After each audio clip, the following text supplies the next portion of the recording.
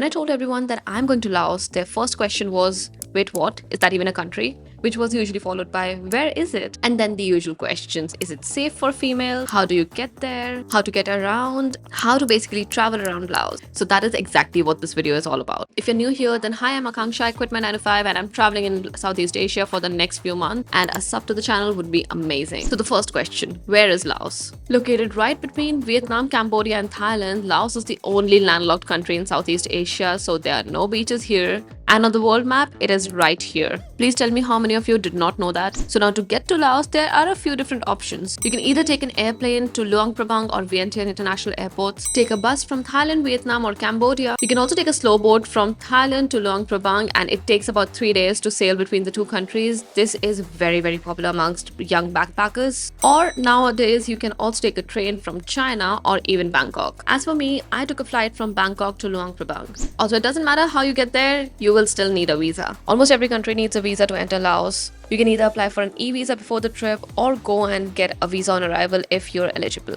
These are the countries that are eligible for an e-visa, and pause the video to find out if your country is in the list. And if your country is not in the list, then you will need to go and apply for a paper visa from the nearest embassy or consulate. I hold an Indian passport and I was eligible for an e-visa as well as a visa on arrival, but because there was so less information out there about Indians traveling to Laos and getting a visa on arrival, I thought let's be safe and get an e-visa. You can apply for an e-visa anytime within 2 months to 1 week of your trip start date. And it's super easy. You just go to the Lao e-visa website. This is the official government website. You fill in the forms, upload your passport size photographs and passport photo, and pay the visa fee. And you don't even need to have return flight tickets for this, just enough funds to show that you can cover your stay in Laos. The e-visa is valid for 30 days, and you can use this e-visa to enter Laos from any of these ports of entry. I did see a lot of people going for the visa on arrival facility as well, but Luang Prabang airport is not the best and the biggest airport, so there was a huge queue to go for the visa on arrival.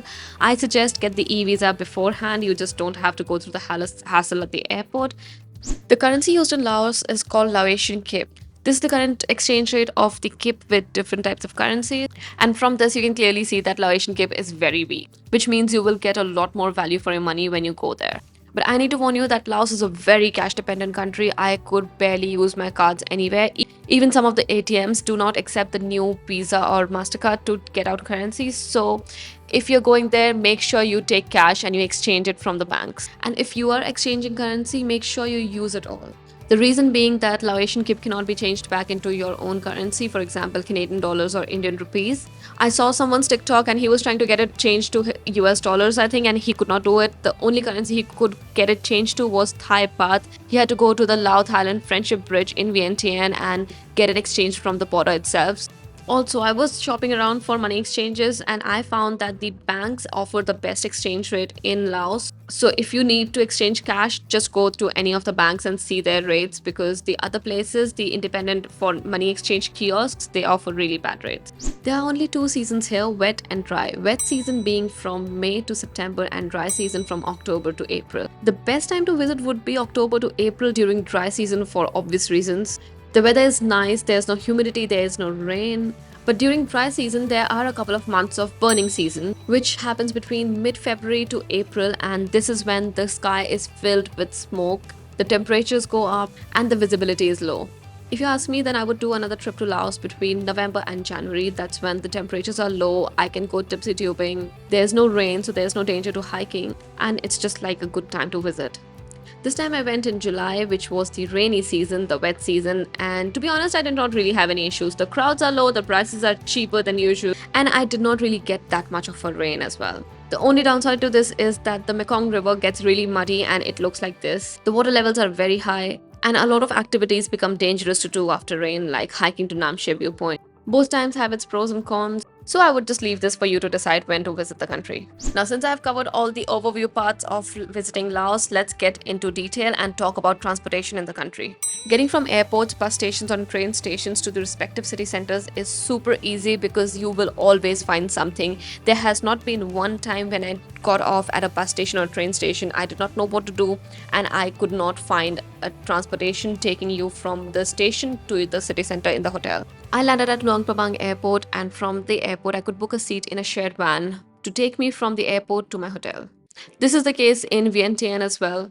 And if you're going to train stations, you can also find these kind of shared vehicles or tuk-tuks to take you from these stations to the hotels. Alternatively, there's an app called Loka, which is the local ride-hailing app like Uber. You can book something on Loka as well, but mind you, Loka does not work in Vang Vieng or Nong Khiaw. It only works in Luang Prabang and Vientiane.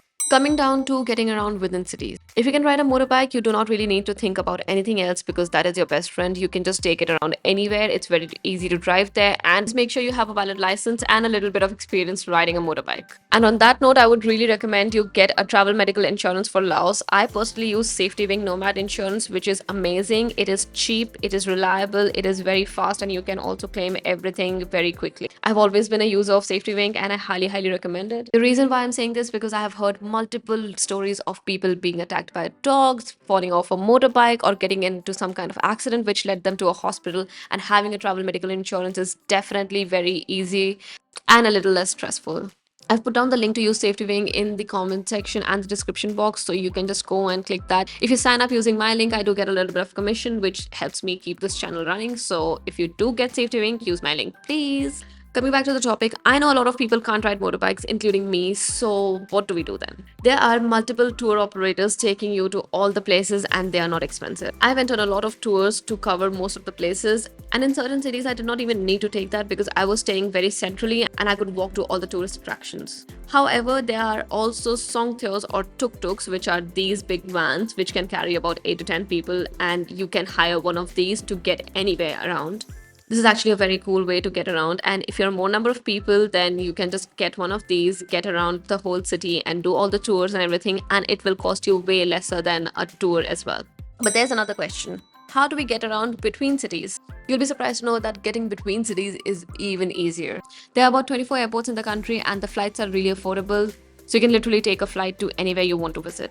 But if you want to go the local way, there are buses. They have the option to choose from just the regular buses or the sleeper buses. However, one disclaimer is for solo travelers. The sleeper buses in Laos are a little different, and that is because you have to share the sleeper seats with another person. So if you're a solo female traveler like me, you have to either book 2 seats so you have the whole space to yourself and you're sleeping by yourself, or you have to share the seat with a stranger and basically sleep with a stranger, which is not the most comfortable experience for me, so I never took the sleeper buses.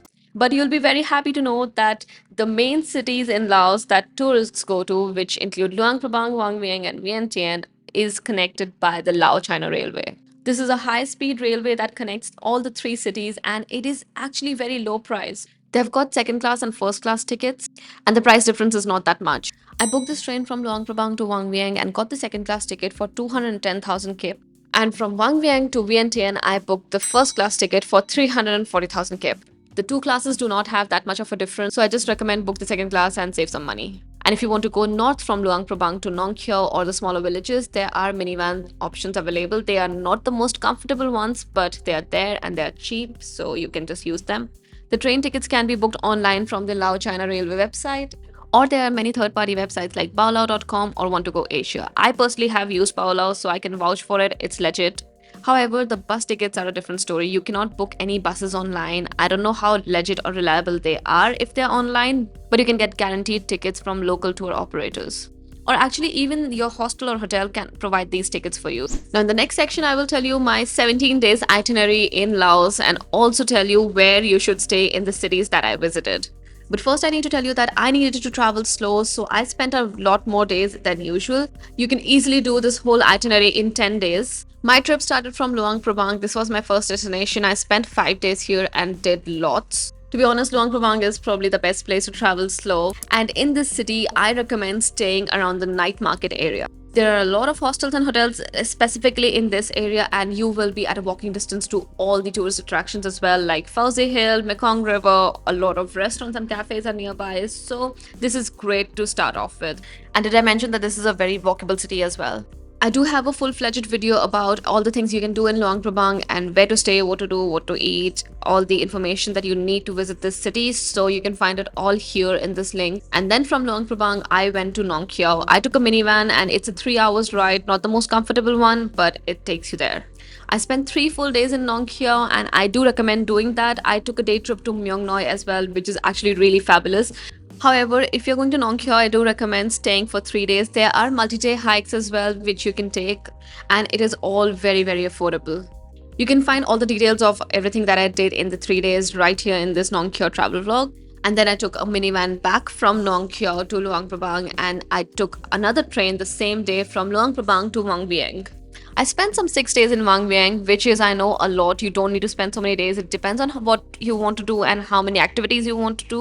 But Vang Vieng is a really fun place. And if you are going to Vang Vieng, I recommend staying on this street right here. Actually, all the hostels and hotels are also on this street. It is a very small city, and you can basically walk from one corner to the other within an hour.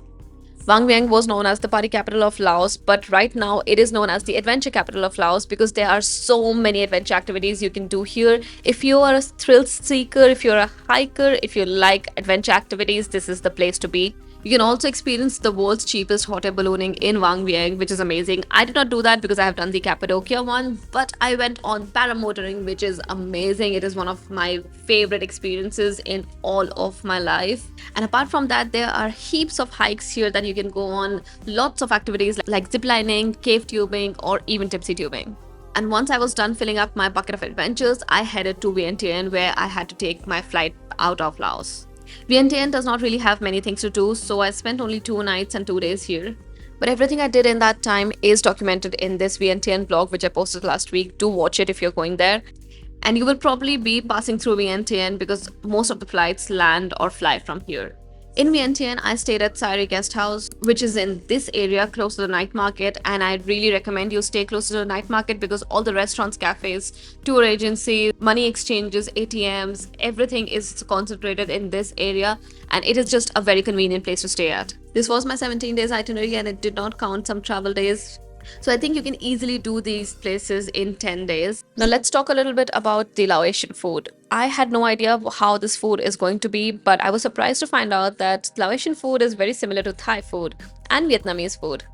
However, if you have dietary restrictions, it is going to be slightly hard for you to get the right food that you are looking for because mainly Laotian food has beef, chicken, pork. But I did notice some Indian food restaurants which are halal as well in Luang Prabang, Vang Vieng, and Vientiane. There was one Indian restaurant in Nong Khiaw as well, but I don't know how that was. So if you're looking for just that kind of food, it is going to be a little hard and you will not have many options. However, if you're a vegetarian, you will find options because all the places that I went to did have options with just vegetables. So that is a little easier to get around with. I did try a lot of Laotian food and I actually enjoyed it. I did not have any idea how the food would be, so it was all a surprise to me. I just searched up on the internet what I should eat and I went and tried those things. I tried the Lao papaya salad, the lab, the Laotian version of khao soi, and a lot of other things that just came across. And yes, it may not be my favorite cuisine, but it was a very nice culinary experience and I would love to try it again. Now, two very important questions. Is Laos safe for females? I traveled there solo, and as a solo female traveler, I felt 100% safe at every point. Laos is generally one of the safest countries I have traveled to, and if you are not going and looking for trouble, you will not get into trouble. And you know what I mean. As a solo female, I did not feel threatened for my safety. I did not have to look back every now and then to find out, oh, is someone following me? I walked back alone at midnight from a bar to my hostel, and I did not feel unsafe. And I think that says a lot about a country. So if you're thinking about whether you should travel to Laos as a solo female traveler, I would say go for it because I have not felt safer in any other place than I felt in Laos. It is one of my favorite countries and I did not have one bad experience. And trust me, I have traveled in the most local way possible. If you take just the general measures of safety, you will be fine here. And did I forget to mention that Laos is one of the cheapest countries to travel in Southeast Asia? On my 17 days trip, I spent a total of 755 Canadian dollars, which includes everything from accommodation, food, water, miscellaneous item, transportation, and activities. And my average daily spend turned out to be 44.45 Canadian dollars. So, do you think Laos is worth visiting? If you ask me, I would say 100 times yes. It is one of the most underrated countries in the world with a sad history and one of the most hospitable people I have ever met. If you're a nature lover, if you're into hiking, if you like just to experience culture in its rawest and purest forms, this is the country for you to go. I went into Laos with least expectations, not knowing anything, and I was ready to cut my trip short if I did not feel nice. But when I went there and I met the people, I saw the country, I was shocked to see how this place is so little traveled and so less known by other people around the world. I really wish I could spend more time there, but I'm sure I'm going back for another trip because there's so much in the country that I have not seen. I already have my list of other places that I want to go to on my second trip. So yes, do visit Laos and tell me what you think about the country. And if you like this video, do give me a thumbs up. This was the last video of my Laos series. If you want to know more details about all the places I went to, it's all in the description box. So don't forget to check them out and give me a sub to the channel because my next destination is Malaysia and there are lots of things I want to share about this amazing country that is coming up next.